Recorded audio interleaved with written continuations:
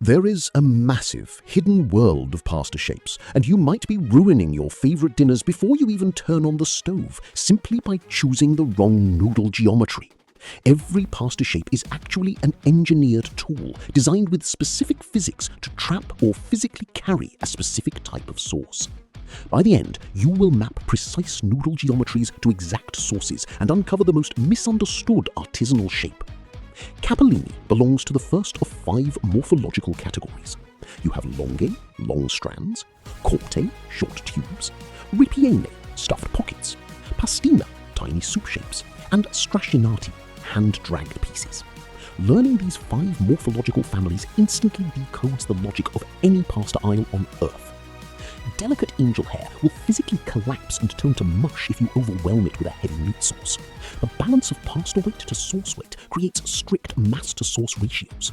A heavy meat sauce physically crushes the delicate angel hair mush, ruining the structural integrity of your meal. You have likely only experienced a tiny fraction of the massive pasta universe. The New York Times notes there are more than 350 officially recognized shapes sold today. The Italian chef Gennaro Contaldo explains the sheer scale perfectly. There is a pasta shape and recipe for each day of the year and more.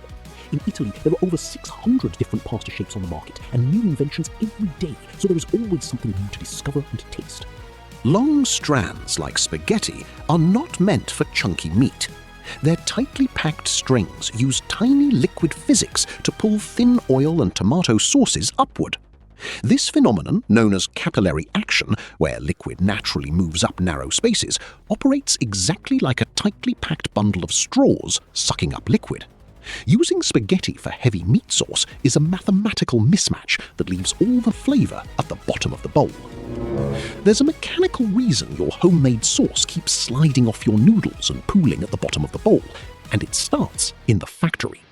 Cheap, mass-produced pastas are pushed through smooth, non-stick industrial molds. This Teflon extruded process makes them shiny and slippery. They act like a perfectly waxed car where rain just beads and rolls off. Traditional pasta, however, is pushed through bronze metal to carve microscopic scratches into the dough that grab onto sauce. This bronze dye extrusion creates tiny rough patches. It works exactly like lightly sanding a piece of wood so the paint actually sticks to it. Microscopic scratches on a bronze-cut noodle grip tomato sauce relentlessly. Checking the box for bronze cut is the single easiest way to ensure your sauce sticks to your food instead of pooling on your plate. The standard flour and water noodle is just one method for building a long strand.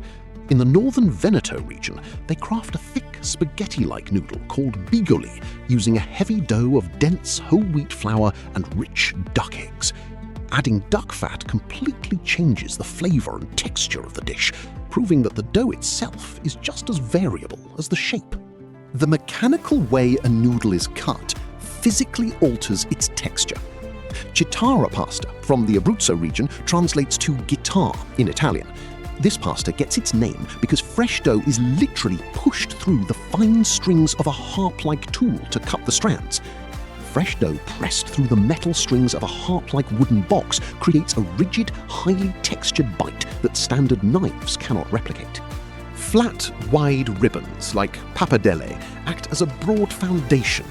They offer enough structural support to carry heavy, rich meat sauces without breaking apart. These flat ribbons support meat sauce exactly like a broad structural foundation built to carry heavy cargo. You need a literal architectural base to successfully eat a classic bolognese.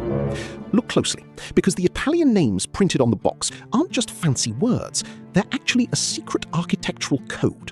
A nomenclature is simply a system for naming things. Diminutive suffixes are word endings that imply something is small. Adding diminutive suffixes like ini or eti to the very end of a word means the shape is little. Augmentative suffixes imply something is big. Adding oni or oni guarantees the shape is large. You can guess exactly what a new pasta looks like just by looking at the last 3 letters printed on the box. If you only keep one box of pasta in your pantry, 3 chefs interviewed by Real Simple unanimously recommended penne as the most versatile, all-purpose shape you can own. Tubes with ridges maximize their surface area to grip thick sauces. They simultaneously hide small chunks of meat or peas inside their hollow centers. Finding tiny chunks of ground meat hiding inside a hollow rigatoni tube is what makes it the ultimate all-purpose shape. These rigate shapes feature ridges carved into the outside. They work just like the treads carved into a car tire. The sheer variety of options is overwhelming. As Insight's EHL notes, unless family fate has blessed you with an Italian grandmother, you have every right to be confused about the endless amount of pasta shapes and variations, and which sauce goes best with which. Smooth tubular pastas absolutely refuse to use ridges to trap food. These lisse shapes are smooth pasta with no ridges. They behave exactly like a bald tire with no grip. A perfectly slick, Teflon extruded noodle lets sauce slide right off. Instead, they demand a perfectly creamy, well-mixed sauce to coat the noodle evenly. Cooking with smooth pasta forces you to master the chemistry of your sauce, or your dish will fail. You need a perfect emulsion. An emulsion is a smooth mixture of liquids that usually do not mix well, like fat and water. You have to bind them, like shaking oil and vinegar until they turn cloudy and thick. Subscribe, please. Corkscrew shapes act like mechanical traps. They use their tight coils to catch and hold finely minced ingredients like basil pesto. A tight corkscrew noodle, mechanically trapping tiny bits of basil pesto, operates exactly like a threaded screw holding onto sawdust. This rotational geometry is a twisting circular structure. It resembles the winding steps of a spiral staircase. A spiral noodle ensures you actually get the expensive, flavorful bits of pesto in every single bite. The helical geometry of fusilli physically drags in boiling water, generating a 37% increase in its drag coefficient compared to straight spaghetti. This drag coefficient, which is a measure of how much air or water resistance an object faces, tells you how much friction that object encounters when moving through fluid. Think about putting your hand out the window of a moving car. That resistance slows its fall, buying you an extra 45 seconds of optimal al dente window before it overcooks. You can buy yourself more margin of error in the kitchen just by choosing a spiral noodle. It stays al dente, meaning it is cooked but still packing a slight crunch. Some shapes are not just noodles. They are custom-built edible spoons meant for specific local vegetables. The little ear shape from Puglia is literally built as a tiny concave dome.